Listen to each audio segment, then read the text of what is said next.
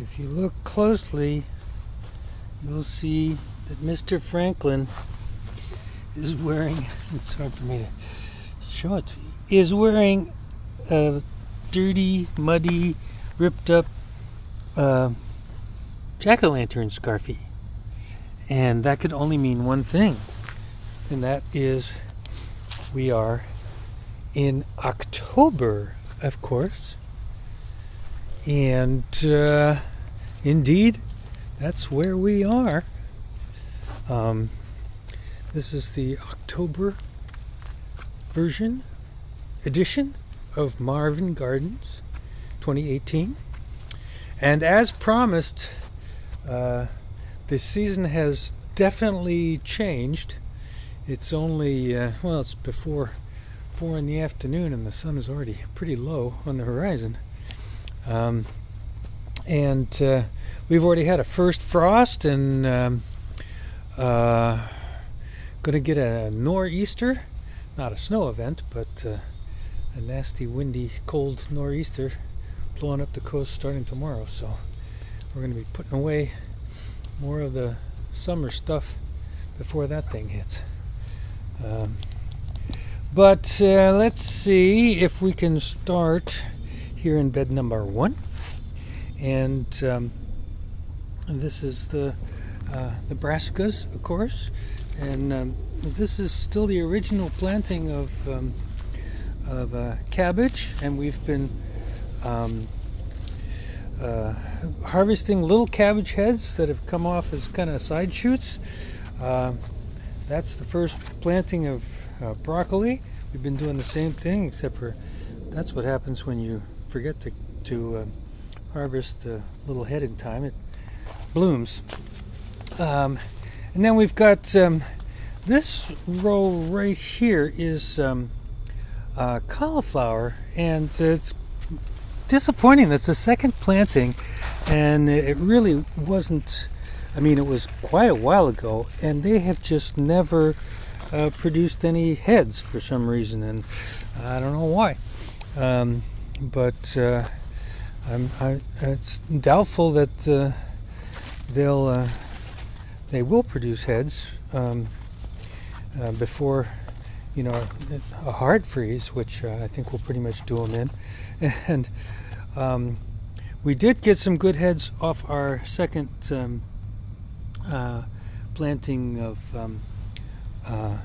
broccoli, but now we've got nothing showing there. We might get some side shoots.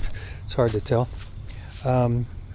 But this is now a third planting of cauliflower, and I can pretty much guarantee you we're not going to see anything out of that. Meanwhile, we got a nice row of carrots here, and maybe I'll see if I can yank one. A little young still, but looking very nice. And those are Hercules, so they're supposed to take a little bit longer. This is they're supposed to be earlier. And oh yeah, look at that. And it's kind of red too. I wasn't expecting that. Maybe those are different ones than what. Oh yes, they are actually. It looks like. Boy, I'm not doing a very good job with the camera work today. But it looks like maybe that's not that's a leftover label, and they're actually these, which are dragon. That brings us over to some beets, and they're looking pretty good. These are a white beet that I think I had seeds left over. Blancoma they're called, and there might be some touch-tone gold beets in there as well. I think this might be a mixed row. But those are of perfectly harvestable size. This looks like it might be. Well, I guess I can't tell if any of the touch-tone golds are pickable at this point. Okay, so here's the second planting of cabbages, and although they're kind of small heads, they're very nice looking, and so they'll be we'll be pulling them. Well, there's no rush to pull them because they can last into at least a few hard freezes. That brings us to this vacant row, and yes, I probably will be cutting in some footage of harvest baskets and maybe some drone footage too, because I decided not to have Mr. Drone follow me around this time. But this was a row of lettuce, and we harvested them a couple of days ago. This is a nice row of kale, which continues to look fine, and it'll do fine well into frosty weather. This is one radish that all the rest of them are harvested, but this one I decided to let go to seed to see if it would go to seed, and then just plant those seeds, because I've had luck with that before. But it doesn't look like I'm gonna get a chance to do that before it gets really cold. Meanwhile, we've been harvesting this pak choi, or Chinese cabbage. These are very nice heads. We've been using them in salads, but we're probably going to harvest this next batch and stir fry them. The leaves look a little chewed up, but there's plenty for us, so we're not too worried about that. That brings us to Nebuchadnezzar bunching onions, or scallions, as they're commonly known. And these guys are ready. We've been, snipping some and pulling some, using them mostly in salads. But they've done pretty well all along. And this is my new compost heap. Isn't that pretty? Those are pond water hyacinths that are on top there. Underneath is horse manure, which I found out one of the local stables just bags their horse manure and puts them out on the curb for people to use, and of course gardeners love that stuff. That's not horse manure. Those are the pumpkins, the little pumpkins that we grow, but we grew them for seed, so the pulp is not really good for eating, so that gets thrown on the compost pile. Okay, that brings us over to the beds on this side of the solar panels, and here's where you see your first real evidence of us being post the first frost. Those are the scarlet runner beans, which we were growing primarily for the blooms, the edible blooms, but we also got quite a bit of beans off of them, although they're obviously done for now, so they did us well, and it's the first time I've ever grown a bean so late in the season, but there was plenty of time for them to give us blooms and beans too. So that brings us to sunflowers. Now these sunflowers, I don't know if I have some pictures of them in their height of glory, but that's a good looking sunflower, ready to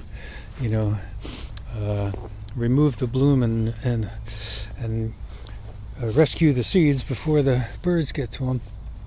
Although the birds don't seem to be really expecting to find sunflowers at this time of year for some reason, so they haven't been picked over at all yet. These are more of our edible flowers, which have been coming in, and it's been so much fun putting the edible flowers in the salads, colorful and tasteful. These are calendula, the orangish ones there. These blue ones are fudge. I can't remember the name, and the label is, of course, nowhere to be seen. So anyway, there they are, and these are Love in a Mist, they're called, and they're just forming buds, so I hope they manage to flower before the frost gets them. Here's a third planting of broccoli. Plants look good. I don't know if we'll get any heads out of them before the cold weather gets to them. And here's 2 more rows of carrots, also looking like they're coming in quite well.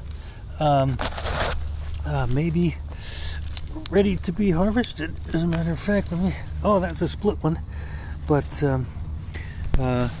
so they've still got a ways to go. And this is another planting of the pak choi, also looking healthy, and some more relocated edible flowers. I can't remember the name of those for the life of me. Oh well, I'm not going to worry about it. I'm sure I'll put a label on this thing, and it'll tell you what kind of flowers those are. These are nasturtiums, and as you can see, they've been very much affected by the frost. They're not totally dead yet, but they did spread out quite a bit, vined all over the place, and they have been really lovely in salads. This is lemon gem marigolds, also an edible flower, and you can see these guys right there kind of got nipped by the frost, but the rest of it didn't. Our frosts have been fairly light, so that's why we have some survivors still. Now here we got spinach, which I erroneously called lettuce last time, I think. And we have some of them that have just, got to the roots, I think. And we have a few of those, but we also have some that did survive, and we've had quite a bit of spinach in our salads so far. And these guys are still looking pretty healthy, and they're a cold weather crop, so they'll keep hanging around for a while, right, Frankie? And in general, I'm really happy with the whole concept of having this summer plant, fall harvest stuff, and so that the garden still seems alive in late October, which is where we already are. Anyway, more calendula here, and I think there was some asters also planted here, but I think this is all calendula that came up, and then another row of scallions. That same white bunching onions, nebuchadnezzar. Okay, so let's go on to a totally expired section, and that's the tomatoes. They're done for. We pulled quite a bit. We've had much better years with much bigger plants and much longer season with tomatoes than this year, but we still had a good harvest, and this year we started making salsa and canning it, which uses all kinds of different vegetables, the peppers and the squash and onions and everything else, and it's been very nice. So we've got lots of salsa that's been put up. These are peppers, and the peppers, although they haven't been totally killed by the frost, they've been slowed down quite a bit by it, and none of the peppers that were on there would get much bigger, so we pulled all those, and again used some of them for making another batch of salsa. Now here's again one of the ugliest sights in the garden ever, and it's cardoon stalks that are for the most part wrapped up to be blanched, and they're supposed to be blanched like this for about a month or a little more, and that's where we're at. So we're due to open them up, see what we're left with, and I'm afraid that they're not only blanched, they're just rotted, but we'll have to find out. I did leave some that we did not blanch, because I think those can also be processed and eaten, so we'll be trying that later too. What's left here is the bee balm, which bloomed a little bit, otherwise grew vigorously, and there used to be ground cherries here, but they're long since done for. And at the end of this bed we have more peppers and the eggplants, all of which are now very much done and done for. Okay, this is kind of the last bed area in the garden proper.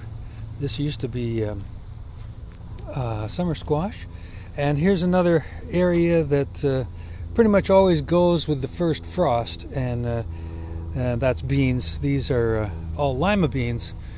We've, as I mentioned before, had several quarts of lima beans, and we've been eating them fresh, haven't canned or frozen any of them.